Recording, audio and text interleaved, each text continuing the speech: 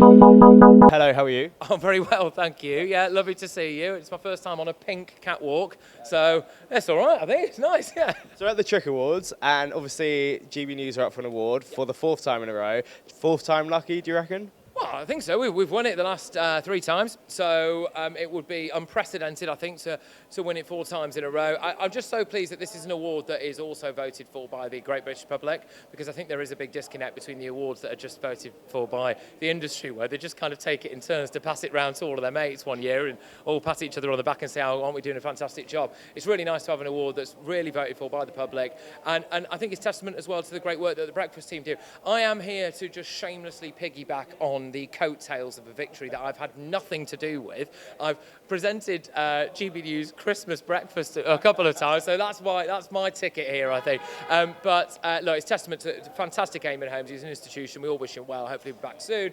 But also everyone else. Alex Armstrong's doing an amazing job, covering for Eamon there as well. And you've got the stalwarts there of Stephen Dixon and Ellie and Anne Diamond, of course, as well. So look, it's great. And thank you so much to the viewers and listeners, really. Yeah.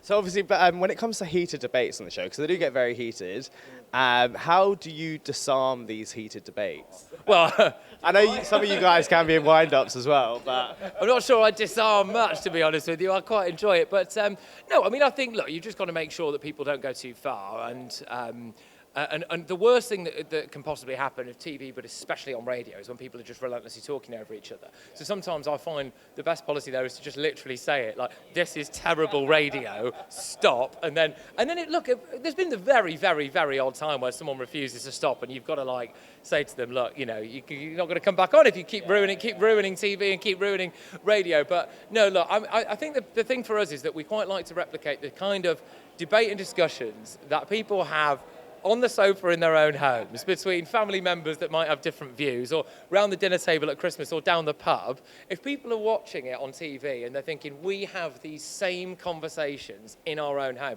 that's what we try to create. That's what we want to replicate, really. And as well, it is a good thing, because a lot of the time people go, oh, it's only got one-sided. Well, it's not really, is it? Because we relentlessly, every single show has these kind of, whether it's heated debates or passionate debates or whatever, and that is a really, really big part of it, and we love it, and it's all about free speech at the end of the day, and not censoring people and being too kind of pearl clutching about everything. Just have those real conversations that real people have.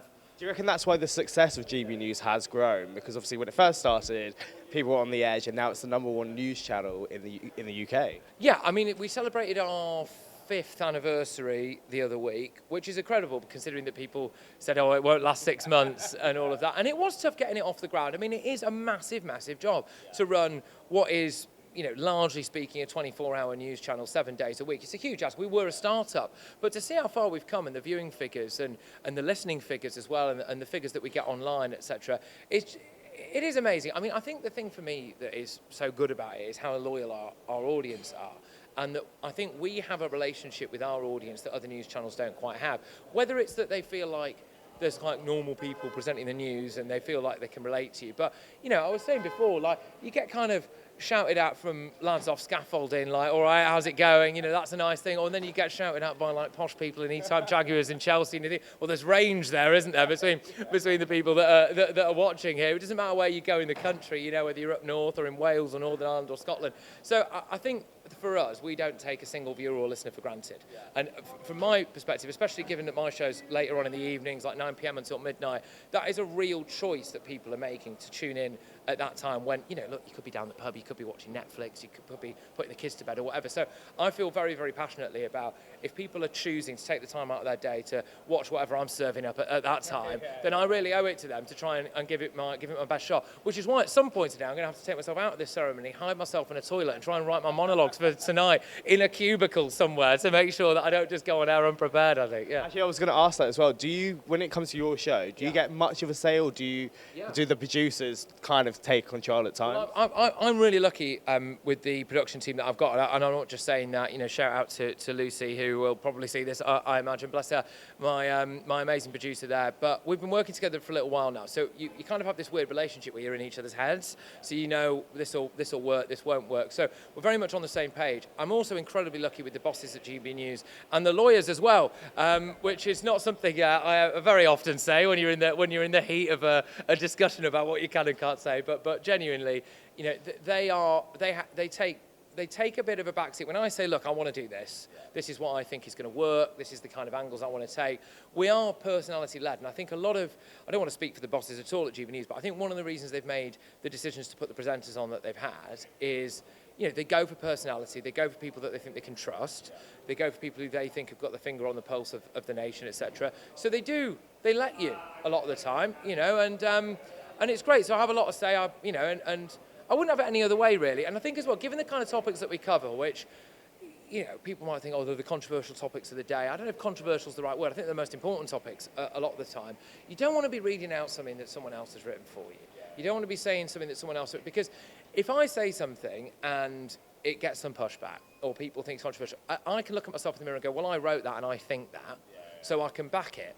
Whereas if you read something out where you're like, oh, I didn't even mean that, and then you get in trouble for it or something, you're like, oh, what's the point of that? So, no, it's great that they give us that freedom and level of control, yeah. And then two last quick questions. Firstly, congratulations on being a father. And what advice would you give to first-time dads? Oh, gosh, what advice? Try to take it all in. It's very tricky at the start, I think. Prepare to be a bit useless for the first couple of months, because realistically, very often your baby just wants the mum. So you need to kind of more be there for the mum. You know, right, is there anything that you can do to help her out, right? Can you get bottles ready? Can you get baths run? Can you get food sorted? Can you make sure that the place is tidy? By the way, I don't think I did any of this, but I'm just saying, learn from my mistakes. But do that kind of stuff, really, and just be there. And, you know, it's difficult in this world now because, you know, very often now, you know, mum and dad are working. And that's something that, you know, historically in the 50s and all that stuff or whatever, that wasn't necessarily the case. So people have got busier lives, people have got more stresses. So I think it's just a question of trying to take it all in and trying to be there, really. And I think as well, just accept that you're not perfect.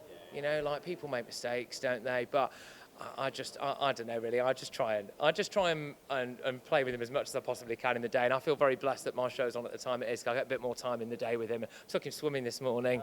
So yeah, splashes around a little bit. He's got no idea what he's doing, but, you know, I'm hoping that core memory sinks in. But yeah, no, I'm not sure if that was great advice, to be honest, but it's something, isn't it? No, it's great. Well, you are living it, so it's your advice as well. So, and then lastly, if you could choose any guest for tonight's show you could have in the world, who would it be? And they can be dead or alive. Oh my gosh, where do you even start with it? Oh, I can give you one dead person and one alive person. Dead person or alive person. You know what? I'd like the dead person. This is going to sound really cliche. I'd like Winston Churchill. Because I'd like him to get his reaction to what people are saying about him now. Because there was something that flashed up on my phone. I was on the way here and I saw it in the car, and it was like, there's a museum that's doing a thing about how he's a villain and all this. I'd just love to get his reaction to that, or what he thinks about the state of the country at the minute. So I'd like that. So that would be my incredibly cliche dead person. A live person, oh my gosh. I don't want to say like President Trump, because that sounds better. Would do good numbers, wouldn't it? But who would be a good... They get him in America. Well, they get him, yeah, he's already been on, hasn't he? Right, a live person. Let me think. Oh, grief. I am absolutely terrible about this, because of course it's a bigger question. Give me some genres of people. Let's have a think. Sport, a live person. Well, I'll tell you what, I mean, a good interview to get Ben Stokes at the minute, wouldn't he, to ask him what went on at that nightclub. But there you go. Yeah, so maybe someone like Ben Stokes, I suppose, or, someone along those lines, I think. I mean, Keir Starmer would be quite good at the moment, because he's maybe going to go to ground for a while. But what's your thoughts on that? Well, I mean, look, I think he was an absolutely awful Prime Minister, to be honest with you. And it wasn't just me. I mean, he's literally the most unpopular Prime Minister in history, so it's not a particularly controversial view. I think it's a real shame. You know, he was the wrong person at the wrong time for our country, and, you know, it's taken us backwards. And, you know, like I said, it's been a bit of an omnishambles from start to finish. My only concern is that things can get a little bit worse before they get better, maybe. But we'll have to wait and see what happens, I suppose, won't we? Are you going to be here later on? I'm going to try and come up with a better alive person for you, but yeah. Anyway, all right. So I took Matthew McConaughey. Love the guy. There you go. All right. Hey, thank you. All right. Thank you very